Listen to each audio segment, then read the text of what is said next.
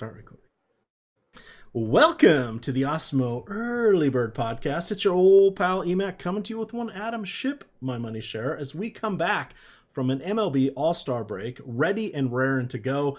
We have had a full slate on Friday. There was a afternoon game, an early evening game there between the Washington Nationals and the Philadelphia Phillies, and then a 13-game main slate. So keep in mind for our 3-game early slate, which is what is appearing on the main sites that like to chop these things up. It's a 3-gamer. We've got 2 at 1 o'clock, 1 at 2 o'clock, a 4 o'clock game, a 6 o'clock game, and then a very robust 10 slate game going off at 7:10. We, of course, will have Live Before Lock. That will be Jake, Hari, and myself breaking down everything starting at 6 o'clock on Saturday night. And then you get the breakdown every game at a leisurely pace, 11:15 Saturday morning. Adam, let's talk a little bit here. We've got Aaron Brooks, who's been claimed off of waivers from Oakland. He is now in a Baltimore Oriole uniform. We have some conflicting starters here. It could be John Means, who did not pitch in the All-Star game. It could be Aaron Brooks. I don't really like either one in this particular matchup. 88 degrees in Baltimore, 50% humidity. Brendan McKay back up with the big club. He went down during the All-Star break to stay on his rotation. He is intriguing at 9,000 on DraftKings on that 3-game slate. In the all-day slate on DK, you can get him at 36. Also somewhat intriguing. How are you feeling about your Baltimore Orioles as we start off our slate? I like McKay here. Favorable matchup for him. The only way really that it would be better is if this game was in Tampa in the Dome and not out in the heat and humidity in Baltimore. But plenty of strikeouts in the lineup for the Orioles. McKay is a top prospect. He's been fine since coming up in his first couple of starts. And the Orioles really aren't out of a matchup. You know, a 3-game slate, so limited options as well. McKay would be my number one pitcher on this slate. On the other side for Brooks, not a whole lot of interest there, you know, outside of the caveat that it is a 3-game slate, but, you know, not really impressive. Clearly didn't cut it in Oakland. Now he's claimed by the Orioles. I don't expect things to be much different for him. Yes, and in his last half dozen appearances, Brooks has gone less than 30 pitches. He's thrown out a couple 2-inning appearances, so not really stretched out, has not gone over 50 pitches in a month. So I suspect he would be the opener if he is a go. Again, we should have more information on that come Saturday morning. We, of course, are recording this on Friday night.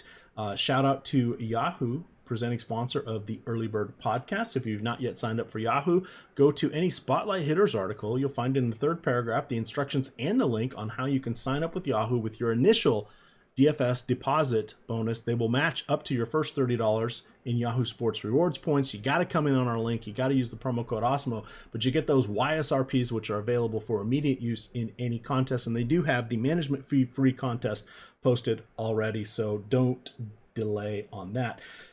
Our next 1 o'clock game, the only other one, Adam, we've got 85 degrees here in New York. Going to be a warm one, looking at about 50% humidity, slight breeze out there to left field at 5 to 8 miles an hour. Clayton, the lefty, Richard, muy malo. If we were in Mexico, that's what we would say. We're going to say very, very bad here in the U.S. 4,000 though, Adam. You are the master of pitchers that have a 4 in front of their price tag on DraftKings. Any interest in Clayton Richard at this point, who has like, what, a 7 ERA? I'm not even going to look, but I'm going to guess it's close to 7. Yeah, I mean, no interest in Richard for me, even at that 4K price tag on a 3-game slate.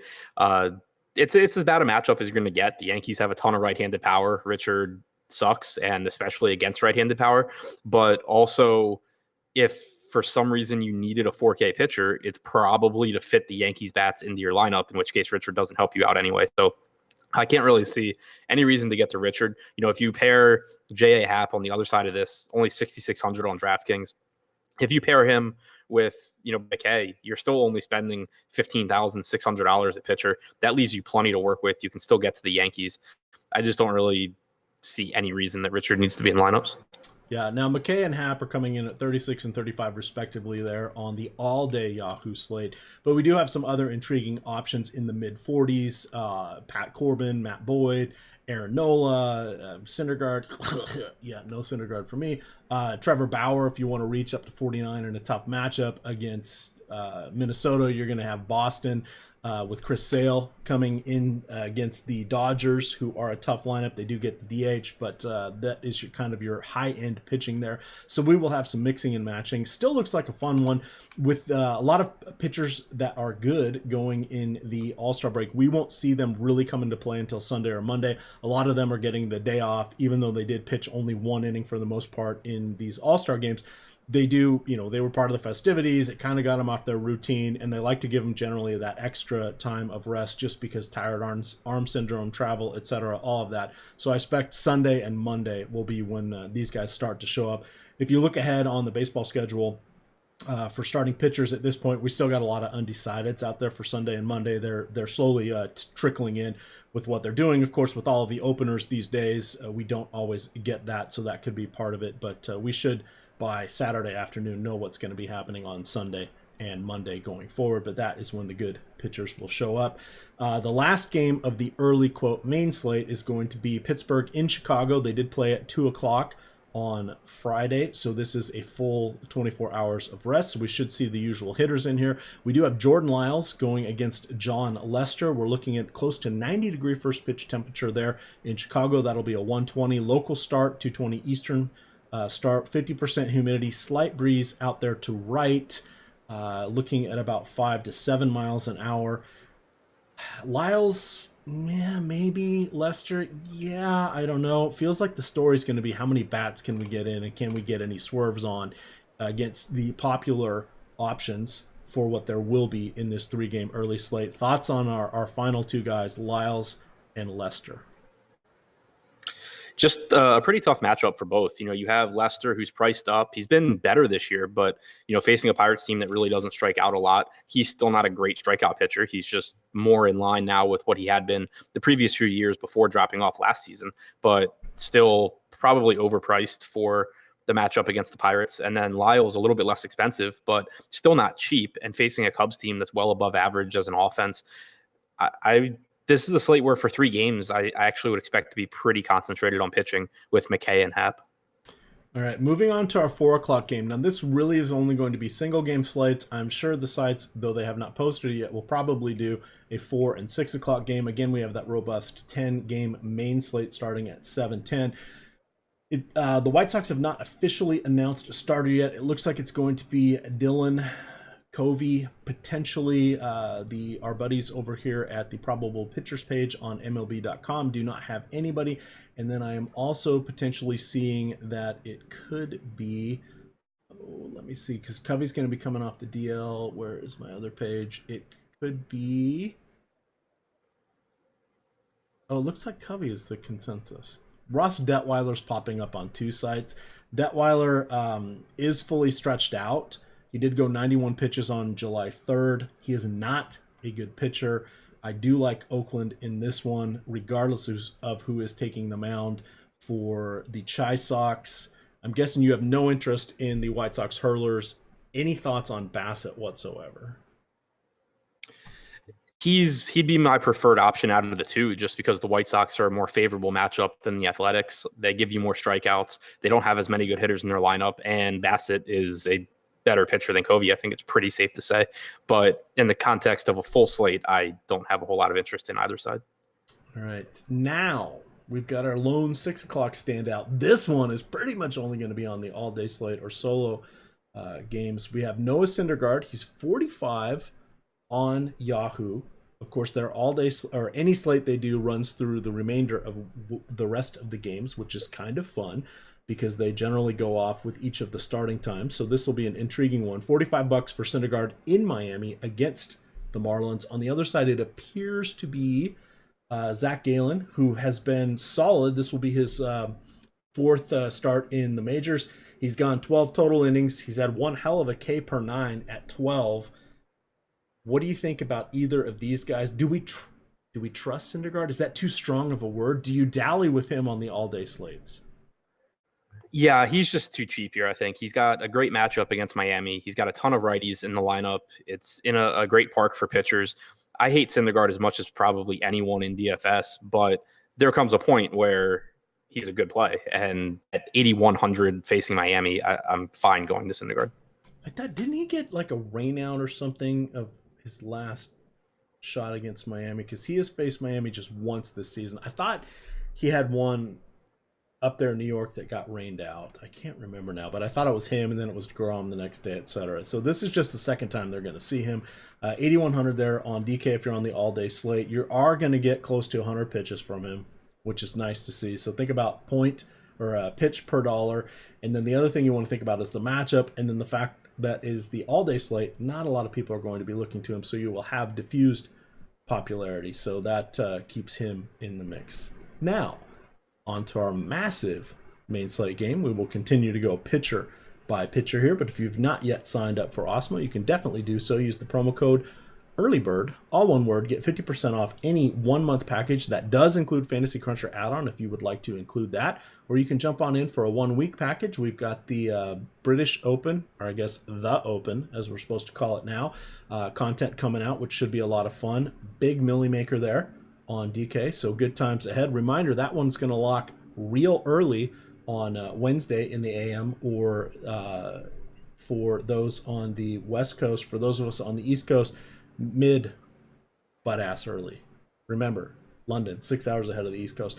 Adam, it looks like Trevor Bauer and Jake Odorizzi. So you got Bauer in a tough matchup here. This will be the third time he has faced the Minnesota Twins. He has gone 15 innings in his first 2 starts. He has allowed 3 home runs, but he does have 16 strikeouts in his 15 innings, and he has allowed 2/3 of a base runner per inning. How are you feeling about the current form of Trevor Bauer, who had a phenomenal masterpiece, 114 pitches there in Cincinnati against the Reds, 1 earned run, 7 innings, 9 strikeouts. His 2 games before that, it was a home and home with Kansas City, 18 total strikeouts across 12 and 2/3 innings. Feels like he may have shaken off some of those little late May, mid-June slump that he was in.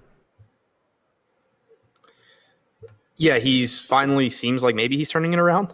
He's been, pretty disappointing overall this season, but a lot will depend on Minnesota's lineup for me. I think that regardless of who they run out there, they are a tough matchup. But if you're still not going to have Rosario in there, we know that, or they're probably not going to have CJ Cron. Rosario missed Friday's game, so we don't really know about Saturday. Those are both key pieces if they're out. You could get a much different Minnesota lineup than we've had for a lot of the season. So that's something to keep an eye on. But still, 10,800 on DraftKings for Bauer is a expensive price tag when you do have some other, really good pitchers on the slate. You have Chris Sale, who somehow is less expensive on DraftKings. You have Matt Boyd for a little bit more. So it's still going to be tough, I think, to really prioritize Bauer. All right. And I just need to make an announcement. It's going to be a 7:05 start for the DK main slate because there's a Baltimore-Tampa Bay doubleheader. How did I forget that, Adam?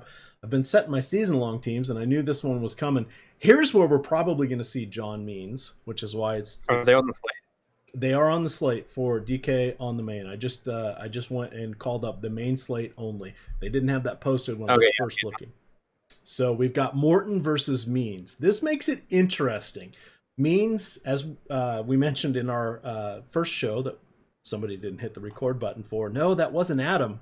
That would be the other guy on the show. But John Means, 8,400, did not have a pitch in the All-Star game.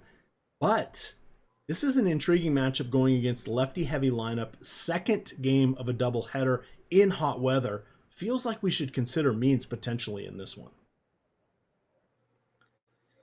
Yeah, I'm good. The game, in Baltimore, he's not cheap. Tampa Bay's got a pretty decent offense. I think Means is a decent pitcher. I thought earlier in the year when he was really cheap that people were kind of brushing him off too quickly, but now that he's more expensive, I don't really see getting there. Morton, I think, is obviously a much more appealing target going against Baltimore, but as I mentioned when we talked about Bauer, you have, looking at DraftKings pricing, you have Chris Sale for $1,300 less than Charlie Morton. Charlie Morton's great. Chris Sale's better. I know he's facing the Dodgers, but it's really tough to justify. It's tough to justify paying $1,000 more for Morton than for Bauer than for Boyd. So it's really tough to pay all the way up for him. All right. One thing I do want to point out on Yahoo for their all-day slate, you do get both games of this doubleheader. Now, each player will have 2 lines. There will be the 7:05 start, and there will be the 1:05 start. So choose accordingly. It's a lot of fun and a wrinkle that the other sides do not have. So that one is something that is somewhat intriguing for us to consider here. Let me see. Morton, just a little too expensive for you on this one? Yeah, it's not even that his price tag is too expensive for the matchup. It's just it's really tough to justify paying all the way up for him over the whole tier of Bauer, Corbin, Nola, Sale, Boyd, everyone else on this slate. All right, that is definitely fair. Let's continue along here. Let me get back to our screen. We have the Dodgers in Boston. A couple of Titans going to town, battling each other. Let me get back to that game. Dodgers. We have 85 degrees at first pitch. Wait for it. 50% humidity. Ross Stripling, 7,200. Yeah, really don't want him going against Boston. Boston 5.1 implied run total. On the other side, Chris Sale. Tough matchup. Strikeouts are available. The Dodgers will get the designated hitter, which means if they put in Kike Hernandez or David Freese there's a chance that, or even AJ Pollock, who's coming back from his own injury there, infected elbow after surgery, but he is back. He did start on Friday. Whomever gets the DH spot probably will be locked in, which is nice when you have Reston Dave Roberts controlling the joystick here for the Dodgers. How are you feeling about Stripling? I'm going to guess no-go, but what about Sale? Yeah, I'm not interested in Stripling against the Red Sox. Very interested in Sale against the Dodgers. I don't really care who he's facing. If you're going to price him down to $10,500 on DraftKings and he's going to come in as like the fourth or fifth most expensive pitcher, I'll take my chances. Obviously the Dodgers are really good, but so is Sale. Doesn't really matter, who he's facing. I think he's got the advantage. So, certainly it could go poorly, but I think that we're getting enough of a discount that I'll take my chances. All right, that seems pretty fair. Again, we'll have the full breakdown on this as we start to get lineups in on that live before lock show. We're going to go off at 6 o'clock to get in all of these games. Continuing on, we're on the rest of our 7:15 games here. You've got Detroit at Kansas City. Matt Boyd, an intriguing option here at 45 on Yahoo in particular, going against Kansas City. Brad Keller at 35 does not allow power, literally does not allow power. Basically, over his career, it's just over 100 isolated power to both righties and lefties. I think he's up to now 15 career home runs in his 240 innings, which is pretty low. Any thoughts here about the strikeout upside of Boyd or the discounted $6,000 price point of Keller on DraftKings? So Boyd, you mentioned the Yahoo price tag. I think that's really appealing because he's less expensive. He's $10 less expensive than Sale there, whereas on DraftKings he's $600 more expensive. Boyd's a really, really good pitcher. It's not a terrible spot against the Royals, but it's just still so tough to pay more money for someone than Chris Sale. Whereas on Yahoo you don't have to. Keller's price tag is interesting because he's not a high strikeout pitcher, but he does face a Tigers team that has one of the highest strikeout percentages against right-handed pitching. They are just a really bad offense overall, and you don't have a lot of high upside range. You look at pitchers priced around Keller, and you have Zach Davies, who's not a strikeout guy, facing the Giants. You have Dakota Hudson, not a strikeout guy, facing the Diamondbacks, who aren't a great strikeout matchup. You have Tehran against the Padres, is where I think pretty much everyone will go, and that's perfectly fine. But it's not like he's an ace either. You have Roark and Freeland and Coors. You have Matt Harvey and Wade LeBlanc, who both suck. I mean, I certainly think there's a case to be made taking a $6,000 Keller against the Tigers and just hoping you get 7 innings out of him. And that definitely makes sense. Yikes. You mentioned some of our other options coming up. It's going to be another day all about the bats. This is where playing small, aim small, miss small, as I like to say anyway here, over on Osmo. It is definitely a good way to go. Playing those lower size tournaments, the lower dollar contests, and enjoy. People make a lot of mistakes down there, and you can get easy $100, $200, even $300 in play in anything less than $1 on DK. Yahoo is always fun because they are running contests with every start time through the end of the slate. Oftentimes, if you're missing out a lot of those late slate hitters or pitchers, you can sort of hedge things a little bit because you're creating entirely new lineups, and there tends to be a little bit of room there on Yahoo. Their management fee is 12% no matter what. And oftentimes on their mid slates or sub slates, there's generally a little bit of room in those where they go off at 5 to 8% empty. So not a bad way to go. Are two of our better pitchers here, Adam, as we move on to Washington and Philly. We've got another one that's going to be a little bit warm here. It's going to be about 90 at first pitch. This is a 7:15 start, so the mercury is going to be coming down. We'll have to see what happens. About a 50% humidity, but we have Pat Corbin, 11,400 going against Aaron Nola, 10,300. Nola looks to have straightened things out. The Nationals really aren't going to challenge him that much because Adam Eaton, Juan Soto, basically they're only lefties in this one, depending on what happens if Matt Adams is still healthy. Corbin, I think, is the guy I'm intrigued by. Philadelphia has been disappointing and then some. Do you like either of these pricey pitching options? To an extent. I don't think Corbin's worth the price tag when you compare him to Matt Boyd or you compare him to Chris Sale. Nola's turned things around, which we expected to happen because his called strike plus swinging strike stuff has been elite all season long. He's just, kind of running into some other issues, but not a terrible matchup for him, not a great one, but kind of run of the middle of the road match for both of these guys. I would lean Nola just because he's discounted compared to Corbin, but they're both secondary options to me when you compare them to guys like Sale and Boyd, who are also available. All right, did we hit on, and I'm sorry because I forget now with our little glitch, we did cover Odorizzi and Bauer on this one, didn't we? Or did we not? Yep. All right, perfect. Let's continue on to Milwaukee. Now, the roof very well could be open. It's looking like mid-70s in Milwaukee, 60% humidity. We've got Madsen Bumgarner debuting for whichever team may be trading for him. We've seen the articles. There may not be much of a return. It would not shock me if he sort of is traded and then boomerangs back at some point to the Giants, but he's 9,000 against Milwaukee. They do have some slumping righties with a variety of guys, but you do have Braun, Lowe, Renzo, Kane, Keston, Hira, etc. That could provide a little bit of trouble for him. The Milwaukee Brewers do have a 4.5 implied run total. On the other side, we have Zach Davies, who will be facing for the second time the San Francisco Giants. He faced them in San Francisco, did not do great, but he is 5,400 there on DraftKings. Any interest in either of these guys in what should be one of our better pitching environments? Hang on. Sorry, I missed which pitcher? Mad Bum or Zach Davies at 5,400. Then you said better pitching environment, so I got confused. Oh, yes. Well, this is one of our better pitching environments. If the roof is open or closed, should be in the mid-70s either way. Yeah. Okay. So not really interested in either pitcher because Davies just not a high strikeout guy facing a Giants team that doesn't strike out a lot. You certainly can make an argument for Davies as like a point per dollar price play, but beyond that, you're not getting excited about him whatsoever. Bumgarner, has been okay this year, but he's always, as you would expect, going to be better in San Francisco. He's facing a Milwaukee team that has Ryan Braun back.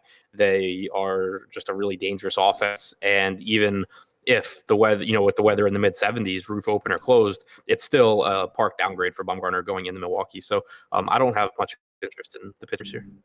All right, about half a dozen games to go. Let's talk about St. Louis. We have Dakota Hudson and his heavy ground ball tendencies at 6,800 here on DK. We have Arizona coming in with a 4.1 implied run total. They have Merrill Kelly taking the bump, 8,400. Kelly does struggle a little bit against lefties. Reminder, he is the 30-year-old rookie who spent 5 years in the minors, 5 years over in Korea, and has now made his debut this season. Tough environment where it's going to be 90 degrees at first pitch. This one is in Busch Stadium, which is right next to the Mississippi River. So we're going to be looking at about 50-55% humidity. Adam, you're familiar with the summer temperatures there in St. Louis. Does this feel like a spot you'd be interested in taking anybody but a ground ball pitcher? Yeah, I mean, this time of year, the ball starts to fly there. The weather is very similar to the Washington and Baltimore areas as far as the summer just being heat and humidity, and it kind of turns into a great spot for home runs really, really often.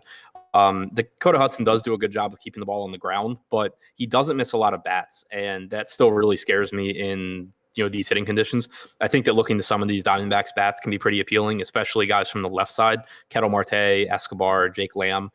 In particular. And then on the other side, Merrill Kelly, not a guy that misses bats either.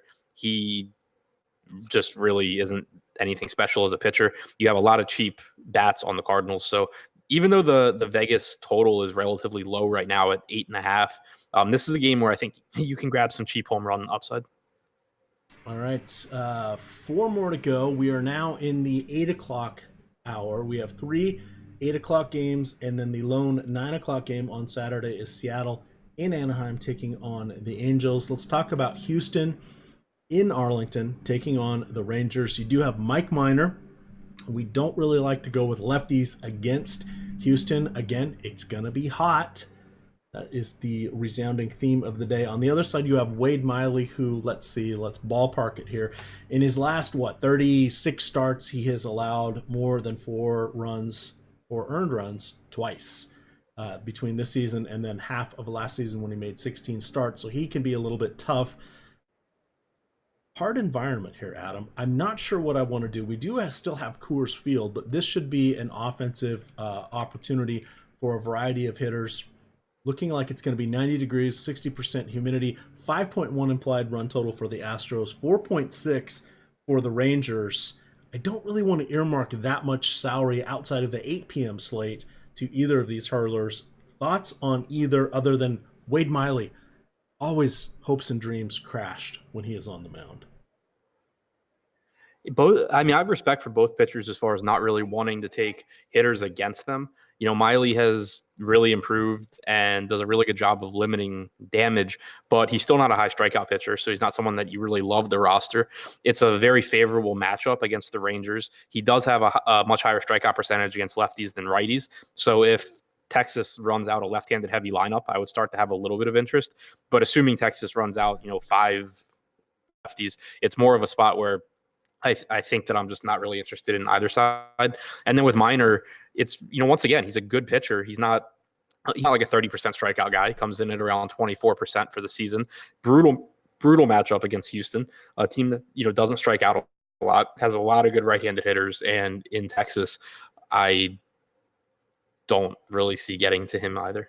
No, and that feels like, again, 8 o'clock slate with 3 games. Actually, it'll probably be a 4-game late slate. And then I'm guessing they'll do, the sites will probably post an 8:40 and a 9:07 game, getting in the Atlanta-San Diego Mariners at Anaheim. Wait, what game did I not mention? Yeah, that'd be the Coors Field extravaganza. Adam, we're looking right now at a 14 implied run total. Oh my. Well, shall we send out condolences to the families of Tanner Roark and Kyle Freeland? Because I don't see any interest in either one of these guys. 85 degrees in Denver. It's going to be a hot one. We have a breeze that is nearly a wind. I don't usually call it a wind until it gets to 11 miles an hour, but we're looking at 6 to 10 miles an hour going out to right center. Feels like a spot where we're going to want some hitters. Do you have any kind words at all to say about Tanner Roark or Kyle Freeland?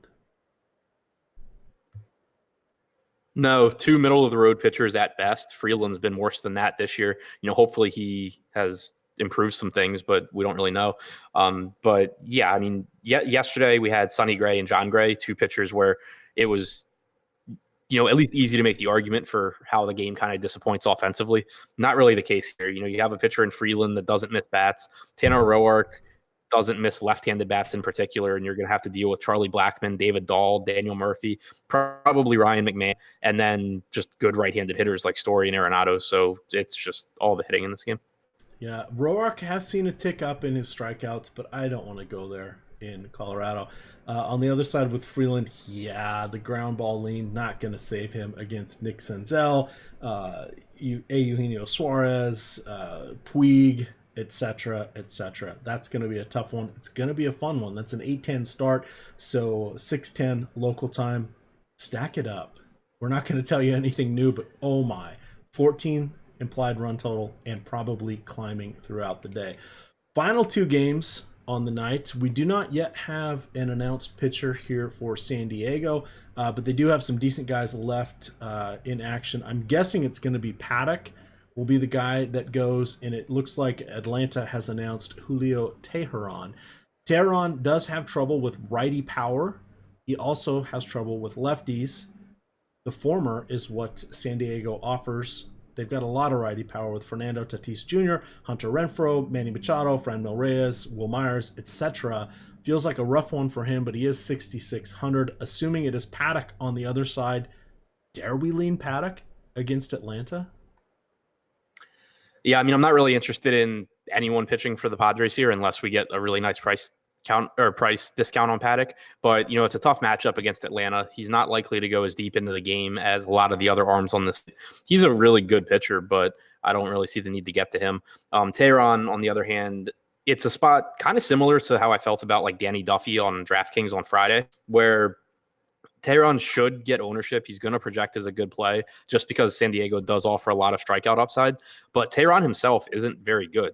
Not a strikeout guy. He's only struck out 20.5% of right-handed hitters this year. He's allowed a 187 expected ISO. You have a lot of right-handed power in this lineup, like you said, with Machado, Tatis, Renfroe, Reyes. If Will Myers is in there, he offers some. And then you have Hosmer from the left side. So it's not like it's an easy spot. And I think that Teheran is a good play because of a lack of options, but it's just someone where you'll want to pay attention to projected ownership because it certainly has the potential to be a player that's over-owned compared to his actual range of outcomes. All right. Did you know the temperature is looking like it's going to be 69 degrees in San Diego? Nice. All right. The weather in San Diego is always nice. Yes, always nice. Paddock 39 on Yahoo. A little bit intriguing there. If he is the starter, 82 on FanDuel. Yeah, maybe only those late two gamers. And then on DK, he is 9,400. So again, maybe the late slate only. Feels like a tough ask for him on the main slate. Final game of the night. Looks like we will have Matt Carasetti opening for lefty Wade LeBlanc. There looks like we could have a Matt Harvey sighting. What do our friends? Yes, Matt Harvey is going to be starting according to the MLB probable pitchers page, and they usually only put people up when they are definitely going to start. So Harvey has been out for the last month with a sore back. He is returning along with his 7.5 ERA. Can you say Dan Vogelbach, Adam? Yeah, great spot for Vogelbach. Great spot for guys like, JP Crawford, Domingo Santana, Narvaez Seager, everyone on the Mariners. Like Harvey's price tag at 4,600 is somewhat appealing on this slate because there is a lack of options. And we know the Mariners do give us some strikeouts, but they also give us a lot of left-handed bats, and Harvey's pretty likely to struggle here. It's a spot where I definitely think that across 150 lineups, I'd be likely to get both sides just because Harvey's not very good and the Mariners have upside, but also because Harvey's $2,000 less expensive than Julio Teheran. Yeah. Going to be a rough one here. I'm not really intrigued by Wade LeBlanc, who's absolutely been surviving this season, getting very lucky. This is just going to be the second time he has faced Anaheim this year. Somehow in their last meeting, he managed to get 8 strikeouts, which is pretty impressive considering he has 50 in his 67 and 2/3 innings, but he did manage 8 against the Angels. That is what we call variance, but he is 5,800. Someone to consider a little bit. Temperature will be a little bit down there in Anaheim. Oh, actually, it's not. 82 degrees. So again, that's going to be a 6:07 local start. I keep thinking it's going to be their 10 o'clock start. That extra hour does make a difference of about 3 or 4 degrees out there on the West Coast, but it's been warmer than usual. Well, it is the summer. It's been warmer than what we're used to in baseball for Anaheim. Do not forget that they did lower the fence out there by 8 feet, so we have seen it as more of an offensive park than we have in the past. So no trust there for Harvey. Wade LeBlanc, if you're feeling frisky, it's going to be a tough one. He's going to go against a team that doesn't have a lot of strikeouts. You've got Trout, you've got Upton, who's been a little bit dinged up. You got Andrelton Simmons. Probably see Albert Pujols. He did not start on Friday. They said he was getting some rest. Didn't know he needed rest after the All-Star game, but it's hard to believe that unless he's hurt, Justin Bour would be in the lineup over him. You have Cole Calhoun, who has about a career 250 average, but he does have a little bit of pop against both lefties and righties. He could be a differentiation play on those later slates, but nothing really exciting here. Adam, we just went through 32 pitchers in 34 minutes. Not too shabby on the Early Bird podcast here. Yeah, not bad. All right, that was your abbreviated blitz look here at pitching for Saturday. Again, you will get a leisurely pace show. Jake and I are trying to take a page out of Laffy and Josh's book. We've been going for about an hour and a half, hour and 45 minutes on these full slates. We definitely have one for Saturday, but that one will be going off at 11:15. Reminder, we will post that as a podcast afterwards for those of you that are out working in the yard, running around with the family, or doing errands. I will mark it in the upload in the description of when we start on the main slate, so you can fast forward to that if you are not playing the early slate. And then, of course, we do have live before lock. Jake and I, again, will be reprising our roles at 6 o'clock for that healthy 10-game main slate. Should be a lot of fun here. Adam, any final thoughts before we get on out of here? Nope, that's it for me. All right, you can follow Adam at ShipMyMoneyDFS. I am at EMACDFS, and of course, it is Osmo_COM. With that, gamers, good luck.